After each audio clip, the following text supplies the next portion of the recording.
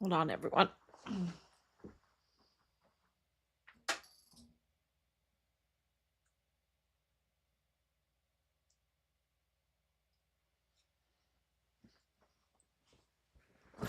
Okay.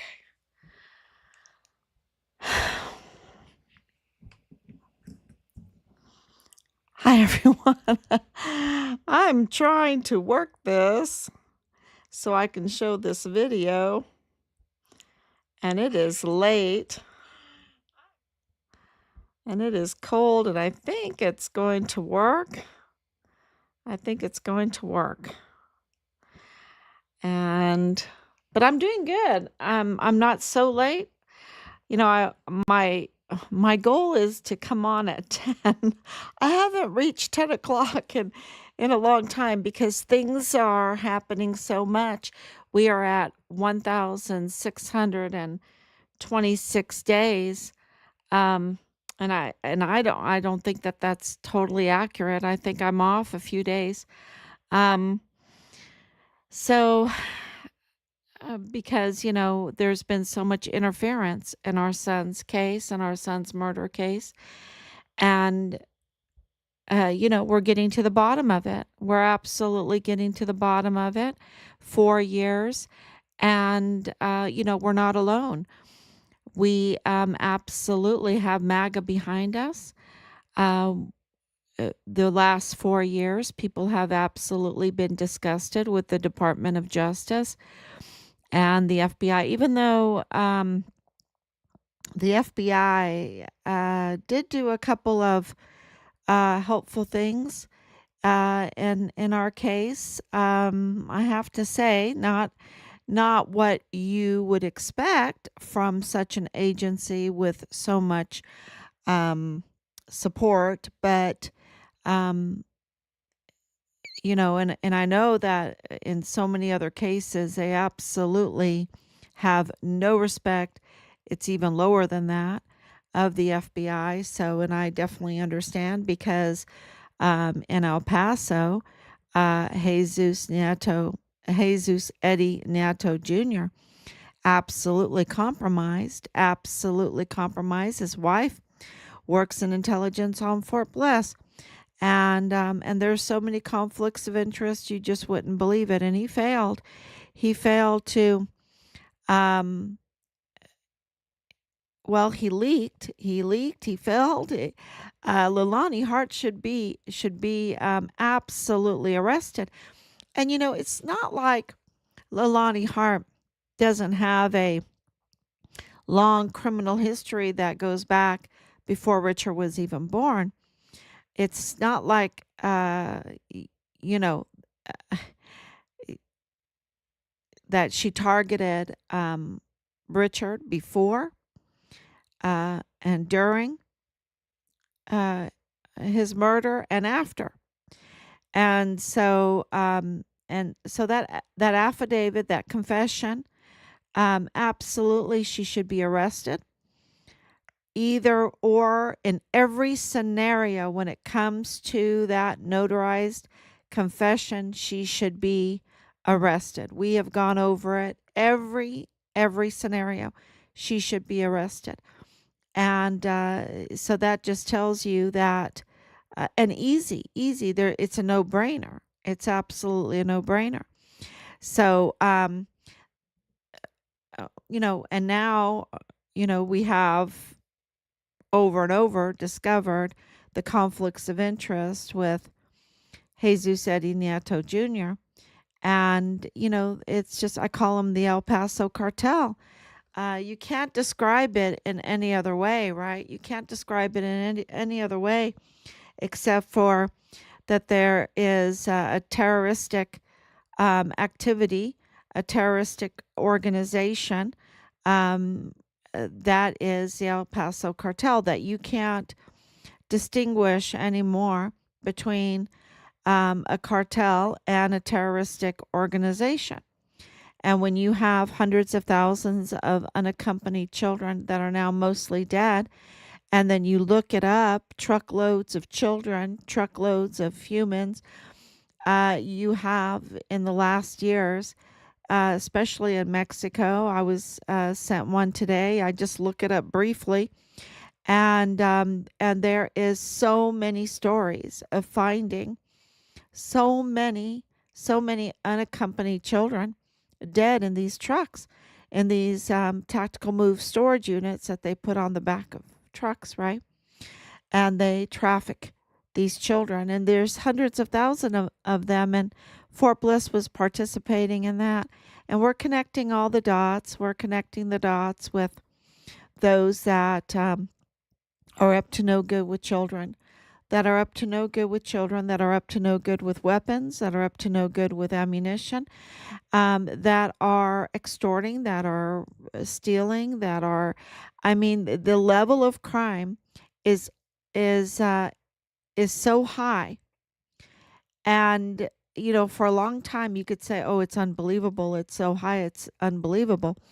No, people believe it now because they've been so hurt. They've known people that have been hurt. They have family members that have died of fentanyl. They know about the unaccompanied children. They know about all of the up to no good activities, the criminal, very criminal activities. They know what is going on with our military most valuable assets, which are our volunteer sons and daughters. They know what's going on in the barracks. They know what's going on with the four-star generals.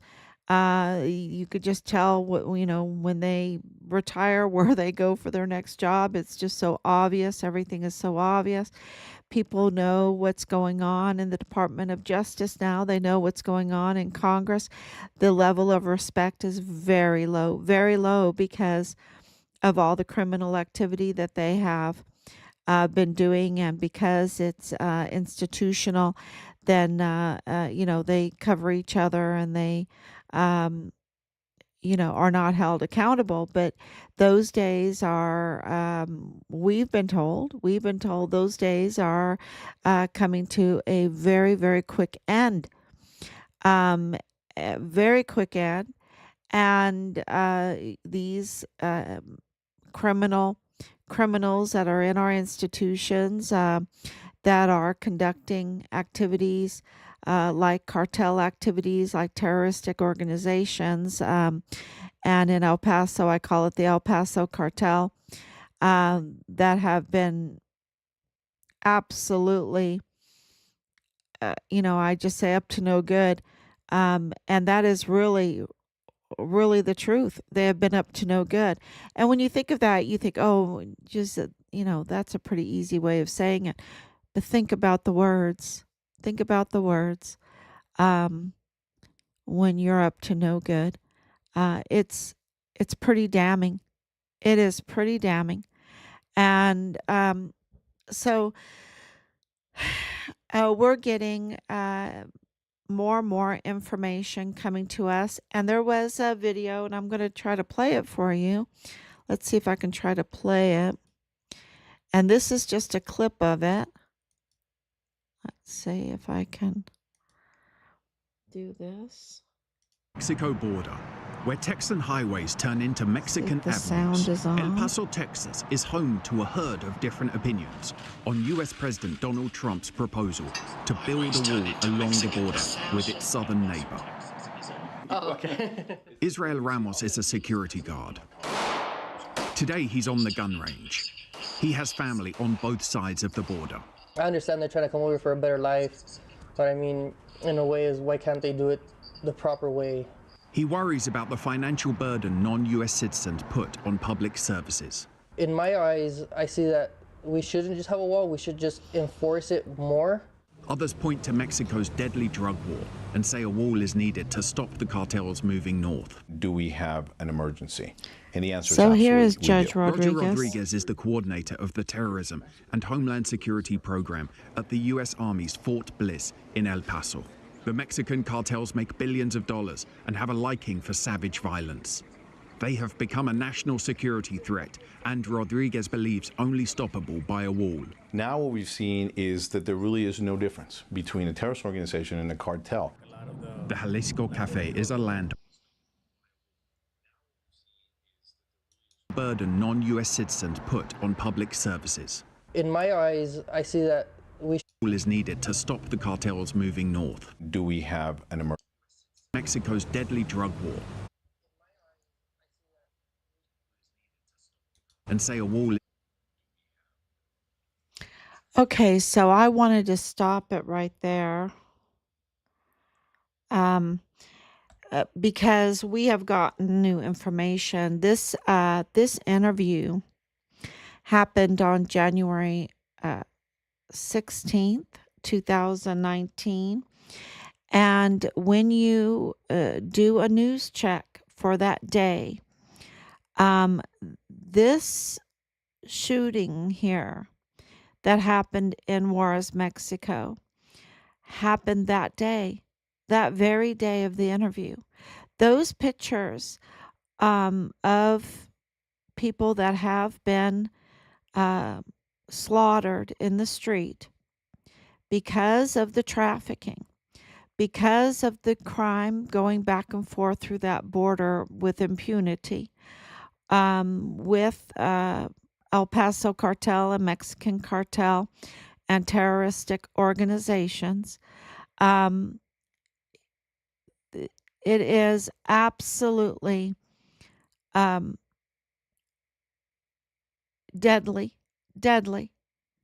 And this day, January 16th, 2019, if you do a look at news for that day in Juarez, you will find that this shooting happened that day. Those bodies were from that very day. And, you know, you can say silly things. You can say silly things about borders and this and that. And the bottom line is, and I should have done the clip of the farmer, but I have the link up on our different pages, and you can go ahead and watch the entire interview. It is well worth it, and you can read also. Also, the transcript is I've posted that up. And it is very important for people to understand that this is a national security threat. If these terroristic organizations are allowed to move north like they have through El Paso and further into our country and infiltrate our institutions so that they can interfere with investigations, that they can murder with impunity, that they can traffic without any oversight. They can traffic, they can just destroy our country. This is a national security threat, and that's why they interviewed Judge Roger Rodriguez, because anybody, what was that radio Rush Limbaugh, with half a brain tied behind my back, right? That's what he used to say. With half my brain tied behind my back. You could see that this is a national security threat. That a border, and I have the pictures of Theodora and Justinian behind me because of them being the longest lasting empire, the Byzantium Empire, in known history. Now, that's known history, maybe there's something we don't know. But that Byzantium lasted so long, and we don't study it really in school. So, do a deep dive. You'll find all kinds of stuff. I could give you suggestions on the things that we found that were just jaw-dropping. But I can sum it up for this situation. if you have loose money like we do, we have fiat money, we have money that can be digitized very easily. It loses its value very easily. The whole value of it can be manipulated. You can have inflation very easily because the system is broken. Any system that can have a deflation or a devaluation or hyperinflation, all of this stuff. My Oma absolutely knew all about Weimar Republic, the Reichsmark. That was one of the reasons why the guy with the funny mustache got so much respect so early on to fool a nation, is because he created hard money. The Reichsmark after the Weimar Republic, when the money had super hyperinflation. You had to take a wheelbarrow to go buy a loaf of bread full of money, a wheelbarrow. And then when you got there, you might not have enough. And my Oma told me that the stores were totally empty. And it wasn't because there weren't any goods. It was because they couldn't trust the money. So any country that messes with its currency, that messes with its money to take the trust away from it, is in for destruction, right? That's a national security threat. Any country that messes with farmers, because every country needs to have local food source. And being a farmer is very hard work. It's super hard work. Try it. Try it. Living in Ireland, having bees, having chickens, helping the farmers out, living right there on the land. Seeing the dogs come and kill, dozens of sheep, beautiful little lambs, because these dogs just, and these were Labradors. These were Labradors that would come. But it didn't matter what kind of dog. That's why you don't see a lot of dogs in Ireland. If there's a lot of sheep, you don't want to have a lot of dogs. So, yeah, having to come home and have to call my cousin up and say, we've got some dead sheep here. The dogs have been here. That's why you had shepherds, right? Being a farmer is hard work. And if you don't have respect for farmers, if you don't really train and have lots of farmers, right? And have good, beautiful, wonderful, cheap food that's super healthy, you have a national security threat, right? And, you have to have a trained military. Do they have to be in active duty all the time?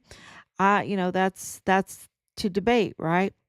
But you have to have protection. You have to be able to protect yourself. You have to be able to arm yourself. I know in Switzerland, I have good friends that live in Switzerland that are Swiss. All Swiss homes have legal arms. They are all part of the militia. They're all part of the military. And so you have to have protection, right? You get peace through might. And the other thing that you learn with Justinian and Theodora is the Byzantium Empire. You have to have an inheritance law. You have to have a moral law. And that's why the Justinian Code is so important. It's a biblical law, just like Alfred's Codex. You have the Justinian Codex, and so much of the Western world used those codexes to form, like the Constitution, like our laws, and they protected the rights of the people. And of course, it's going around today. I saw it today. I don't know if you saw it today, but President Reagan, talking about our Constitution, not telling us what we could do, but the Constitution telling the government what it is allowed to do.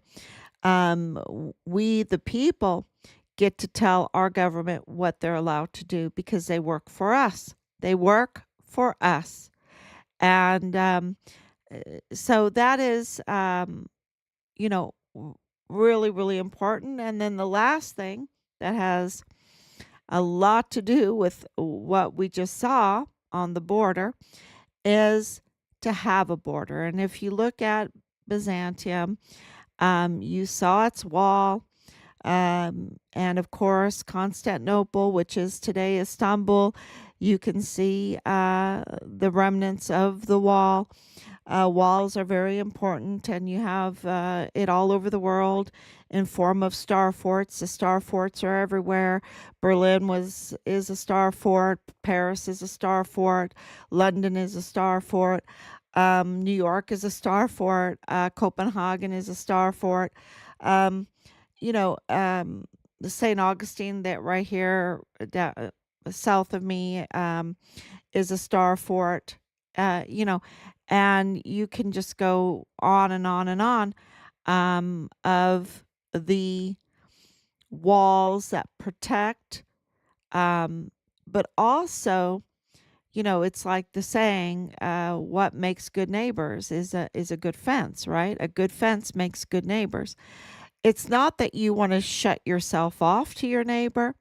It's that you have your line and you can control what comes in and out of your home, your country, and you can vet. You don't have to just let anyone in.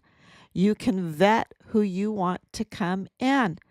And, if you don't want criminals coming into your country, then you need to vet the border. Vet the border. And this is very, very clear with President Trump.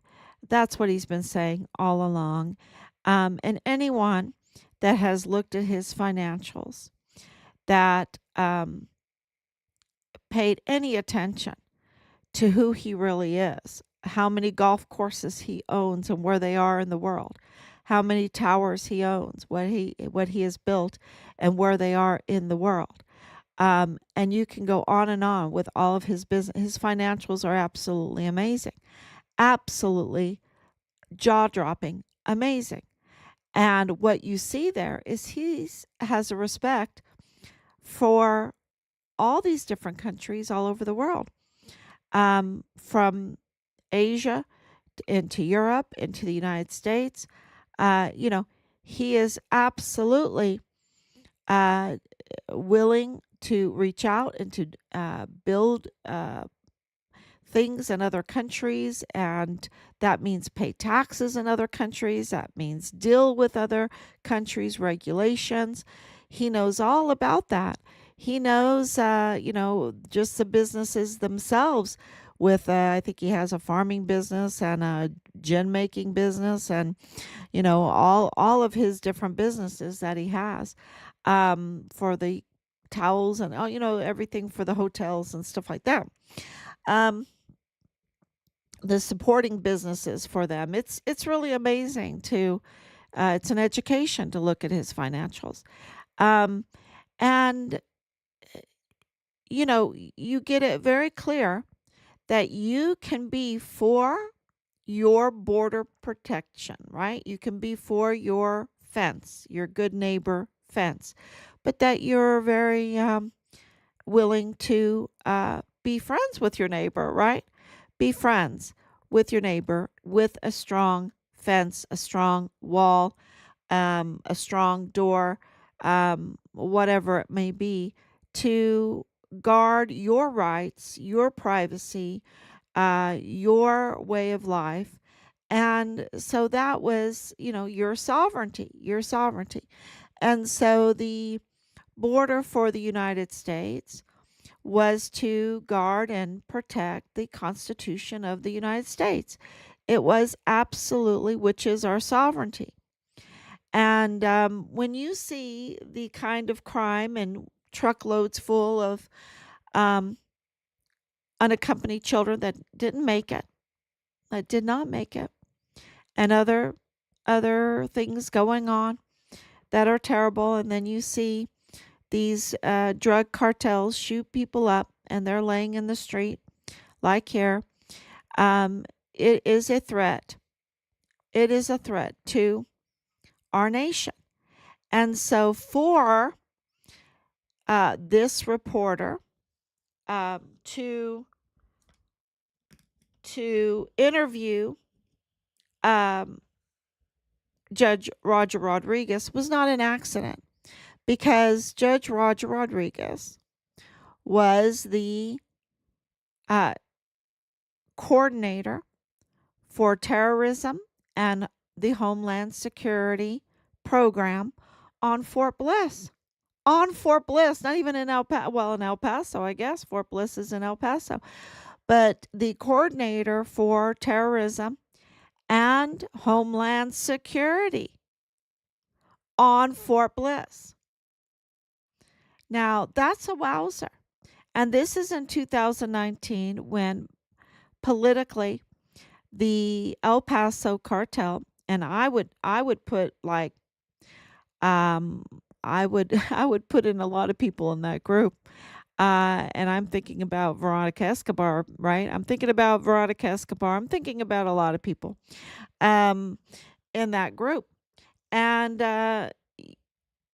for suspicion, we have to suspect that they are up to no good, that they are up to criminal activity, like with Mario Raskin Ortiz. She approved the funding of these judges. She approved the funding, and they're illegal, and the illegalness of the medical examiner, and all of the things, uh, saying that the FBI needed to get involved in our son's case, and knowing that the FBI is compromised. He's totally compromised. She knew that, because she's compromised. It's very, very clear that she's compromised, um, because she didn't do her job. She didn't do her job. She has a conflict of interest somewhere, and she would not just agree to pay out for all these illegals in our judicial system, right? Because that's what all that is. She was controlling, by authorizing, as a county judge, the payment for um, the corruption and the compromised judicial system. That's, yeah, because don't forget that the medical examiner is a judicial um, position. So, I'm going to play this again because I think Is it's needed to stop the cartels so moving telling north. Do we have what an emergency? Judge And the answer is Rodriguez absolutely, we says. do. Roger Rodriguez is the coordinator of the terrorism and Homeland Security program at the U.S. Army's Fort Bliss in El Paso. The Mexican cartels make billions of dollars and have a liking for savage violence. They have become a national One more security. time. Oh, okay. Israel Ramos is a security guard. Today he's on the gun range. He has family on both sides of the border. I understand they're trying to come over for a better life, but I mean, in a way, why can't they do it the proper way? He worries about the financial burden non-US citizens put on public services. In my eyes, I see Listen that to what we they shouldn't call have a wall, Judge we should Roger just Rodriguez. enforce it more. Others point to Mexico's deadly drug war and say a wall is needed to stop the cartels moving north. Do we have an emergency? And the answer is absolutely, we do. Roger Rodriguez is the coordinator of the terrorism and Homeland Security program at the U.S. Army's Fort Bliss in El Paso. The Mexican cartels make billions of dollars and have a liking for savage violence. They have become a national security threat, and Rodriguez believes only stoppable by a wall. Now what we've seen is that there really is no difference between a terrorist organization and a cartel. The Jalisco Cafe is a land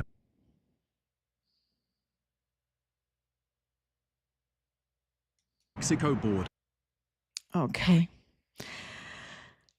So I want to.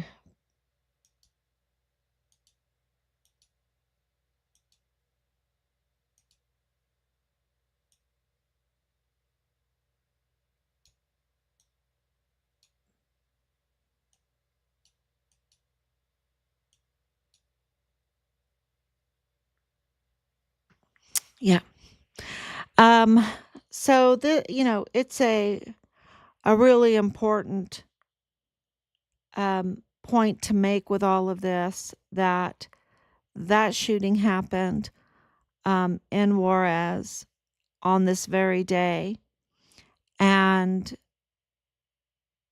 thank you for the information that came in for that. Um, you just have to look in the news, right? But people have to point that out, and then also to get this video of Judge Roger Rodriguez. Now, why is this so important?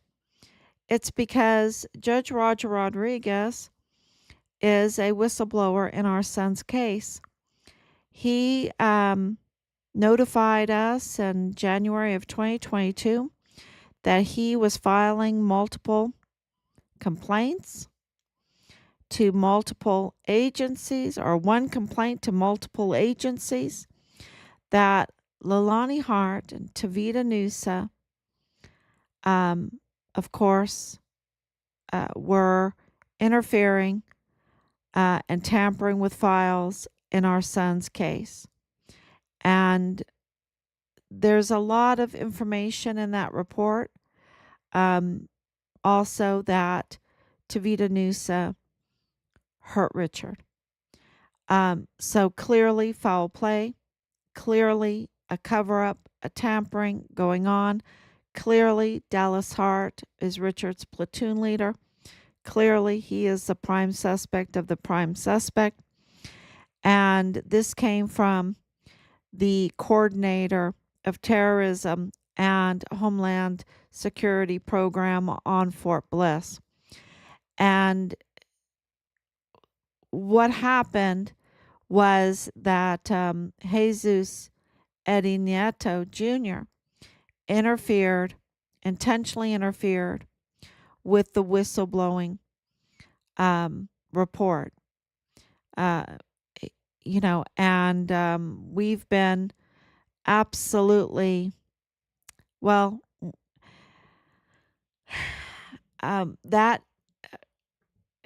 that's coming to an end, y'all. Thank God. Thank God MAGA is here. Thank God that someone that wants the rule of law, a border, money that's worth something, good, happy farmers and more farmers, is coming, right? Is coming. So, good, clean water, good health is coming. And that is President Donald Trump. And it is individuals like Judge Roger Rodriguez, who happens to be the only MAGA judge on the border. So that is what a time to be alive. What a time to be alive. And, God has his timing. And we knew that if we just kept going, because this is the right thing to do, look what they did to our son. Look, what are we supposed to do? Just walk away? Let them do this terrible, terrible crime, this premeditated crime, chop him up, disrespect his remains, disrespect that he's a whistleblower, try to do a smear campaign on his character. And we know, because of the declaration of death, legally speaking, they have Richard's remains. Why don't they give it to us? Because it's evidence of the foul play. It's evidence of what they did to him.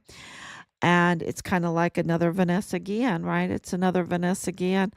And, it just shows that the 4-star generals, all of them, they're just protecting themselves instead of doing what's right, what they've taken an oath to do, and that is to defend the Constitution, not to defend themselves, to defend the Constitution of the United States of America and to put their lives on the line to defend it. But yet they have put themselves above it and above the law. They've put themselves above the law and created a cover up that is absolutely obvious now. Obvious. And if it's obvious to us, then for real investigators coming in, and we're hearing that Cash Patel has a green light. We're hearing that Pete Hegseth has a green light. We're hearing that Pam Bondi has a green light. So the quicker they come in, the better.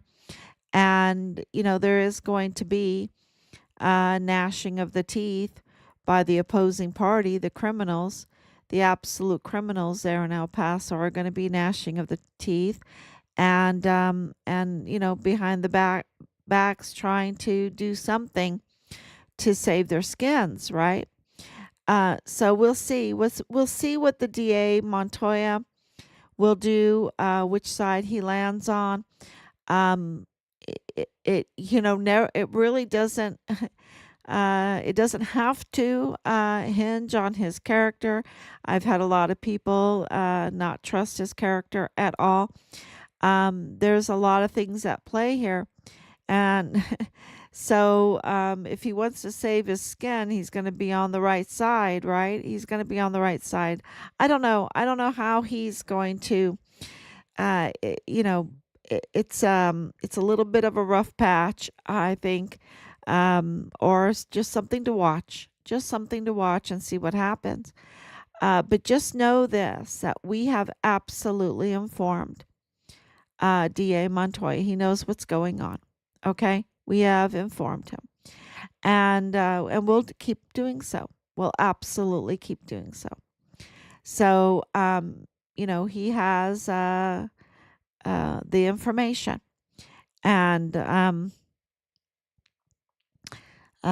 yeah, it's going to be really, I can't get out my popcorn and watch because I'm part of it. Rob and I are part of it. We're working so hard behind the scenes to file, document everything and file. And as we're filing, more things come up and we have to document and file again. So we're working very, very hard.